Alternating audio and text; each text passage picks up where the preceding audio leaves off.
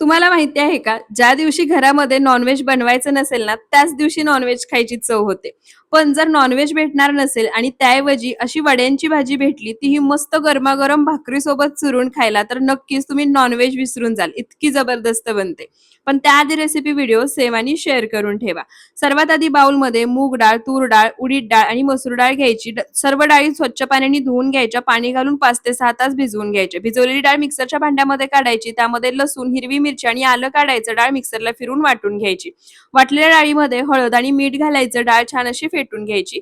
त्यानंतर स्टीमरच्या भांड्याला तेल लावायचं. त्यामध्ये अशा पद्धतीने वड्या घालायच्या आणि या वड्या 10 मिनिटं स्टीम करायच्या. तोपर्यंत वाटण्याचं साहित्य भाजूया. तव्यामध्ये किसलेलं सुकं खोबरं, जिरे घालायचे. खोबरं सोनेरी रंग येईपर्यंत भाजायचं. मिक्सरच्या भांड्यामध्ये काढायचं. त्याच तव्यामध्ये तेल घालायचं. चिरलेला कांदा घालायचा. कांदा सोनेरी रंग येईपर्यंत परतून झाला की आलं आणि लसूण घालायचं. पुन्हा 1-2 मिनिटं कांदा भाजून घ्यायचा. कांदाही मिक्सरच्या भांड्यामध्ये काढायचा. तोपर्यंत वड्याही स्टीम झाल्या आहेत.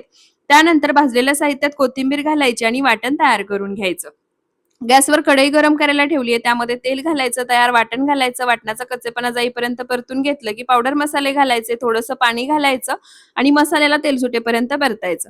तयार वड्या घालायच्या, मसाल्यासोबत परतायच्या. 2 ते 2.5 ग्लास पाणी, चवीनुसार मीठ घालायचं आणि मीडियम टू लो फ्लेमवर 7 ते 8 मिनिटं ही रस्सा भाजी शिजवून घ्यायची.